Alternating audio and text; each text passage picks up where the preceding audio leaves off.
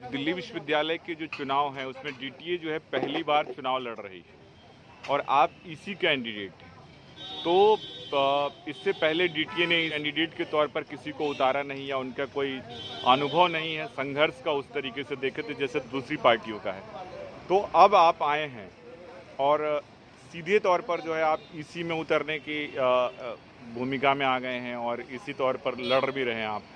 तो आपके पास कौन से मुद्दे हैं जो अनसुलझे रह गए हैं दूसरी पार्टियों से, उनको सुलझाने की कोशिश करेंगे? मैं ये स्पष्ट करना चाहूँगा कि डीटीए ये पहला चुनाव नहीं लड़ रहा है दिल्ली विश्वविद्यालय में।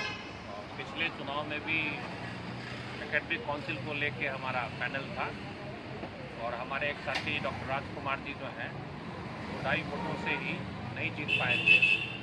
हाँ, ये आपके प्रश्न का वो हिस्सा कि इसी में डीटीए अपना कैंडिडेट पहली बार उतार रहा है, ये तथ्यपूर्ण है। और उसके साथ ही आपने ये पूछा है कि आपने किस स्तर पर संघर्ष किया, तो हम ये स्पष्ट करना चाहते हैं कि जो डीटीए से जुड़े हुए हमारे साथी हैं वो कई महाविद्यालयों में स्टाफ एसोसिएशन के प्रेसिडेंट, सेक्रेटरी, स्टाफ काउंसिल के सेक्रेटरी के रूप में काम करते रहे हैं, संघर्ष का हिस्सा रहे हैं। स्थानीय स्तर पर जो संघर्ष होता है बड़ा महत्वपूर्ण होता है और दिल्ली विश्वविद्यालय में जो ट्रेनिंग मिलती है टीचर्स को अपने राइट्स ड्यूटीज़ को लेकर के, वो स्थानीय संघर्ष के स्तर पर ही मिलती है और उसके बाद में वहाँ से ट्रेंड होकर के डीयूटीए की सेंट्रल लीडरशिप का हिस्सा बनते हैं या एग्जीक्यूटिव कमेटी में चुन कर आते हैं या एकेडमिक काउंसिल और एग्जीक्यूटिव काउंसिल में चुन के आते हैं।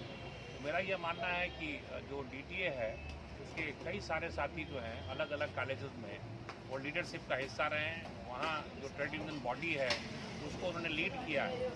तो इसलिए हमारे पास संघर्ष की विरासत है और हम ये मानते हैं कि उस विरासत के तहत हम आगे बढ़ने की कोशिश कर रहे हैं। तो कौन से ऐसे मुद्दे होंगे जिनको दूसरी पार्टियों से आप अछूता मानते हैं या वो अभी तक सुलझाने में कामयाब नहीं है, उनको लेकर के आप आगे बढ़ेंगे? देखिए, पिछले लगभग 6-7 वर्षों से विशेष रूप से जो हमारे 4000 से ऊपर सतत साथी यहाँ अध्यापन का कार्य कर रहे हैं, तो उसकी नियुक्ति अस्थायी रूप में कैसे हो और विशेष रूप से जो समायोजन का आयाम है हम उसको लेकर के अन्य संगठनों की तरह सिर्फ पोथी दलील नहीं लोगों को दे रहे हैं। हम उसके लिए कॉलेजों के स्तर पर होमवर्क को शुरू कर दिया है। जो हमारे 28 कॉलेज हैं दिल्ली सरकार के द्वारा प्रबंधित, उन 28 कॉलेज में जो प्रिंसिपल्स और लोकल एडमिनिस्ट्रेशन है उनको सरकार की तरफ से निर्देश मिला है कि वहाँ जितने साथी अध्यापन कार्य में कई वर्षों से लगे हुए हैं उनकी फुल डिटेल्स हमें दी जाए, ताकि जब हमारे पास वो सारा एम्पिरिकल डाटा आ जाएगा तो उसके आधार पर फिर हम आगे बढ़ने की कोशिश करेंगे। और हम आपके माध्यम से तमाम तदर साथियों को ये बताना चाहते हैं कि जो एचआरडी मिनिस्ट्री में जो एक रिकॉर्ड ऑफ डिस्कशंस हुआ 5 दिसंबर 2019 का, वो हमारे लिए सैक्रोसैंक्ट है और उसके आधार पर किसी तदर साथी को जब तक उनकी अस्थायी नियुक्ति नहीं होती है कोई महाविद्यालय उसको वहाँ उनकी नौकरी से उनको बाहर नहीं कर सकता है। इस क्रम में अभी हमने विवेकानंद कॉलेज में बड़ा एक इफेक्टिव इंटरवेंशन किया और वहाँ लगभग 56 शिक्षक साथियों की नौकरी जा रही थी जो एडॉक कैपेसिटी में वहाँ पढ़ा रहे थे।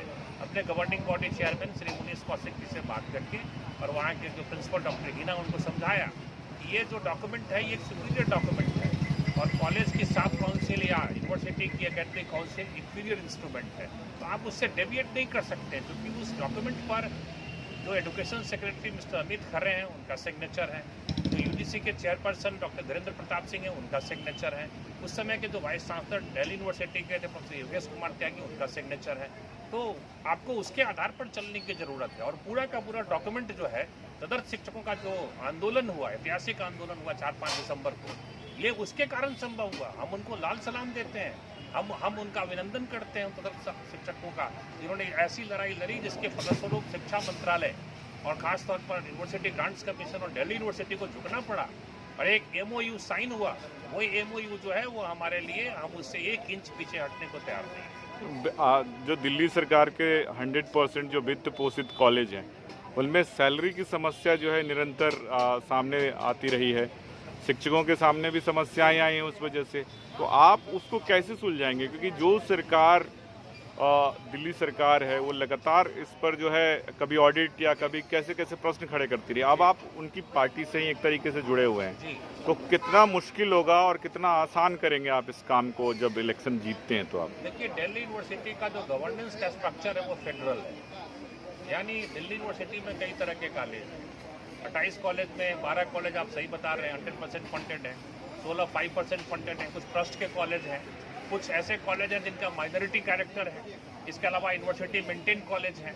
तो मुझे ऐसा लगता है कि आए दिन इसको लेकर कहीं ना कहीं कुछ कॉन्फ्लिक्ट पोजीशन इमर्ज करती रहेगी। तो हमारी कोशिश ये है कि हम उसको एक सिस्टमिक रिस्पॉन्स देना चाहते हैं, एक स्ट्रक्चर जो है ऐसा इवॉल्व करे जिसमें यूनिवर्सिटी के लोग हों, दिल्ली सरकार के लोग हों, और दिन पर दिन जो गवर्नेंस के इशूज होते हैं उसको लेकर के वो मिल बैठ करके उसका रास्ता निकालने की कोशिश करें। और जहाँ तक वेतन रोकने की बात है तो हमने संगठन के अंदर सरकार को पुरजोर तरीके से समझाने की कोशिश की। ये उसका निदान नहीं है कि आप शिक्षकों के वेतन को रोक दें और उसके कारण कर्मचारी और विद्यार्थी प्रभावित हो आगे चल करके, पूरी की पूरी शिक्षा की गुणवत्ता उससे प्रभावित हो। तो हमने समझाने की कोशिश की है और यहाँ की जो टॉप ब्रास है उससे भी बात की है, और हम एक जॉइंट कंसल्टेटिव मैकेनिज्म इवॉल्व करने जा रहे हैं यूनिवर्सिटी के लेवल पर, जिसमें दिल्ली सरकार का जो डायरेक्टरेट ऑफ हायर एजुकेशन है उसके जो टॉप नुमाइंदे हैं वो उसका हिस्सा बनेंगे, और सरकार इस बात को लेकर के हमारी बात को मान ली है। और आने वाले दिनों में इस पर एक औपचारिक घोषणा पब्लिक डोमेन में आएगा, क्योंकि समस्याएं तो आएंगी, लेकिन समस्याओं का निदान करने के लिए आपके पास स्ट्रक्चर होना चाहिए, आपके पास इंस्ट्रूमेंट होना चाहिए। वो इंस्ट्रूमेंट हमने खोज लिया है और हम विश्वास रखते हैं कि आगे इस तरह की वेतन को रोकने की कोई भी कोशिश अगर होगी तो वो उसका हिसाब किताब ये स्ट्रक्चर करेगा, वो इंस्ट्रूमेंट करेगा। रोस्टर को लेकर के आप क्या कुछ करने वाले? रोस्टर पे तो देखिए, उस पे डीओपीटी का जो है वो डीओपीटी का जो रोस्टर 200% 200 पॉइंट का जो रोस्टर है वो तो आपको इम्प्लीमेंट होना ही होना है, उससे आप एक कदम भी पीछे नहीं हट सकते हैं। अगर आप उससे एक कदम भी कहीं भी निगोशिएट करते हैं, उसको लेकर कॉम्प्रोमाइज करते हैं, जुडिशियल स्क्रूटनी में वो टिकेगा नहीं। कोई भी आदमी अगर उसको हाईकोर्ट में कंटेस्ट करेगा वो पहले ही हियरिंग में उड़ जाएगा। इसलिए हमारे लिए वो क्लियर कट है, रोस्टर को लेकर के हम यूनिवर्सिटी एडमिनिस्ट्रेशन को भी कह रहे हैं और खुद हम चौकीदारी करने को तैयार हैं कि किसी भी कॉलेज का रोस्टर जो है वो फ्लॉट नहीं होना चाहिए। और उस क्रम में जितने लाइजन ऑफिसर्स हैं हम उनकी भूमिका की भी जांच कर रहे हैं और उनको भी अलर्ट कर रहे हैं कि आप कोऑप मत होइए सिस्टम में। अगर किसी प्रिंसिपल के कहने पे आपने रोस्टर को दाएं बाएं करने की कोशिश की तो हमारा संगठन कम से कम 29 कॉलेज में चौकीदारी करने को तैयार है। शिक्षकों से क्या अपील करना चाहेंगे? हम तो शिक्षकों से अपील करते हैं कि 12 फरवरी का जो चुनाव है उस चुनाव में बदलाव के लिए वोट दें, क्योंकि विश्वविद्यालय के अंदर जो प्रमुख संगठन है उन प्रमुख संगठनों ने आपको एक तरह से खासतौर पर तदर्थ शिक्षकों को समायोजन के नाम पर पिछले 6 वर्षों में ठगा है। एग्जीक्यूटिव काउंसिल ने अभी डिसीजन लिया कि हम समायोजन को लेकर समिति बनाएंगे। 1.5 महीना गुजर गया, आज तक कोई समिति में कौन मेंबर है, कौन उसका कन्वीनर है, उसका टर्म्स ऑफ रेफरेंस क्या, कुछ भी सामने नहीं आया। यानी वो इलेक्शन के लिए एक स्टंट है। मैं सुनील कुमार, शहीद भगत सिंह इंजीनियरिंग कॉलेज में कॉमर्स डिपार्टमेंट में PA का घोषित उम्मीदवार हूँ एकेडमिक काउंसिल के लिए।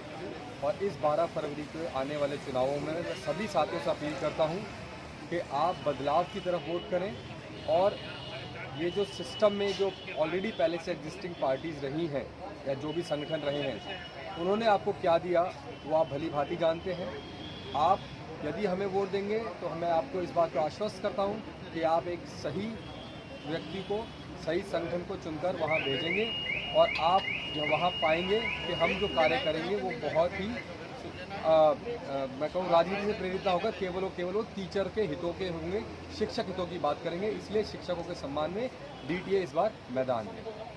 राजशारानी PGD engineering college executive council के लिए जो प्रत्याशी हैं डॉक्टर नरेंद्र कुमार पांडे जी, उन्होंने जिन मुद्दों की बात की है हम उसके ऊपर पूरी तरह से उसका समर्थन करते हैं और हम उन पर खरा उतरने की कोशिश करेंगे। इसलिए हम चाहते हैं कि इस बार हम लोगों को एक अवसर दिया जाए जिससे कि हम एक बदलाव की जो राजनीति है वो कर सकें और शिक्षकों का पूरा सम्मान हो सके, उनके हितों की हम लड़ाई लड़ सकें।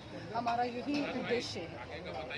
मैं आप सबसे ये अनुरोध करती हूँ कि आने वाली 12 फरवरी को आप सब लोग बढ़ चढ़ कर वोटिंग करें और जिससे कि एक सकारात्मक और बदलाव की जो नीति है वो सामने आए और हम लोग जीत कर आपके समक्ष आ सकें।